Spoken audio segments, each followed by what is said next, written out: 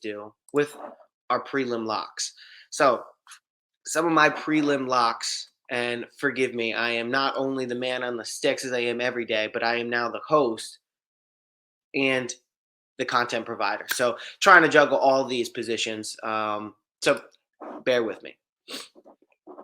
First fight that I want to talk about is going to be Jack Shore versus Ricky Simone. That is a really, really interesting fight. I know Jack Shore is someone that a lot of people are very, very high on. He's coming in 5'8", 71-inch reach, 27 years old, fighting out of Wales, 16-0. He has 5 on in. He beat Tamir Valiev by decision, Ludovic Sholinian by decision. He beat Hunter Azure by a split decision, Aaron Phillips by submission. And then 2 years and 9 months ago, he got a submission win via rear naked choke over Neolene Hernandez. So a lot of people are really high on Jack Shore, especially if you're from the UK.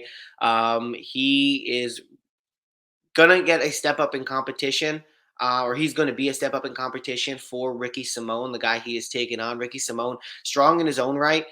Both guys are very, very good grapplers. And Jack Shore was able to avoid takedowns. He is able to get takedowns with ease too. He's able to take down Ludovic Sholinian, who was a Ukrainian wrestler and a world champion Ukrainian wrestler in his own right. Michael Bisping likes to compare Jack Shore to GSP a lot. I think he's very technical. He's constantly in the gym. He'll have a fight, take maybe a weekend off, be right back in there training. And so I really like that. He's not this type of Darren Till type who's going to go and have a party, relax on the beach. He is not a Patty Pimlet who's going to gain 10, 20, 30 pounds while he's out of camp or out of fighting season. So I like Shore's dedication. He had a really, really close fight with Timur Valiev, but was able to pull it out in the final round and make it decisive so that he ended up getting the decision. So I think he's got a really good gas tank, especially when your name is Tank. That could go one of two ways. That could be tank because you're gas tank. That could be tank because you are a tank, like a military tank. He's fighting at a Shore mixed martial arts, so it's his own gym. So he's going to get 100% of the focus there. And I just think Ricky Simone doesn't have the wrestling pedigree or the technicality on the feet to be able to stand and beat Jack Shore. I think this one is probably going to go to decision. I don't see Ricky Simone getting knocked out. I mean, he's got a good chin in his own right, but coming off of wins against Rafael Assunção, which he did look good in, but it's Rafael Assunção. It's wins over guys like Brian Boom Boom Kelleher, who we don't see in the UFC anymore. Like, I just think, or I think he's still in the UFC, but he's fought actually not too long ago. I don't think those wins stack up as well as wins like over Timur Valiev or Ludovic Sholinian. I like the overall. Skill set and combination of factors that Jack Shore is bringing to the fight here over Ricky Simone. But I think it's going to be a really, really good fight. But I am taking Jack Shore as a prelim lock. Also as a prelim lock, I'm going with Punahele Soriano. He is going against Dalcha Liam Gambula. Liam Gambula is a guy who is a big, strong power puncher. He has had some adversity in his career coming in at 11-4. He's got a 76-inch reach, standing at 5'8" in the 185-pound division, coming in tipping the scales at 186. He is 100% shredded and jacked to the bone, which can be great in terms of power and speed sometimes too, but can definitely hinder you as you get later on into the fight. Coming in, his 5 on in, he's 3-2. He got submitted by Cody Brundage. He lost a decision to Marc-Andre Barriault, and he got TKO'd by Magomed Ankalaev. So not necessarily what I would call chin issues, but as shown that he's able to be put away in the past and can also be put away by submission. Dalcha, he has okay takedown. He has okay grappling. He's went for some grappling exchanges against Marc-Andre Barriault, but ultimately I think Barriault was a little bit better than him in that regard. And I think Punahele Soriano, Puna for short, is going to be a little bit better in that regard in this fight. Um, I think Soriano's just a little bit better defensively. I think he would be able to be more technical than Delcha is coming into this fight. So I think he's going to be able to avoid the big power. And I think it's ultimately going to go into the later rounds. And that's where we're going to see Punahele really start to come into his own in the later rounds. He's going to have a little bit of a strike disadvantage, but training out of Extreme Couture, I like his gym. I like his training partners. He had a split decision against Nick Maximov, which is interesting. I just put this two and two together. Wanda Maximov, I think from the Marvel universe. Nick Maximov, I couldn't figure out why that Maximov last name was sounding so familiar and ringing a bell, but it's probably from that. Split decision against Nick Maximov. I think Maximov took him down like 11 times. Now, Pugliani Soriano, not extremely well versed in the grappling. I think he's going to have enough to be able to contend with Dalcha here, but not super well versed against the guy who specializes in it, like Nick Maximov. But here's the thing. He was taken down 11 times, still ended up winning a split decision. He got the majority of the on the feet exchanges, and he was able to land a lot of good strikes when he was taken down by Nick Maximov. So I like Poliano Soriano, Punalehe. I don't know why I keep calling Puliano. I like Puna Soriano. I like him here. I think he's going to be able to keep the fight standing if he so chooses. If he does get taken down, I think he's going to have the ability to get back up. I don't think Nick Maximov is going to be even close to type of grappling competition that he's going to see with Dalcha Liang Gambula. So standing on the feet, I like Punalehe. On the ground, I like Punalehe. Punahele. I'm going to say it a million in different ways, and eventually one of them is going to be correct. Also on the on the prelims, a fight that I actually don't want anyone to bet on because I'm a little nervous about it myself. I'm going to see where the line goes. But we have Philip Rowe taking on a Nurmagomedov. And that always scares me when you have a guy. I think I saw a stat. People with Magomed in their name are like 23-4, something ridiculous like that. So we have Philip Rowe taking on Abubakar Nurmagomedov.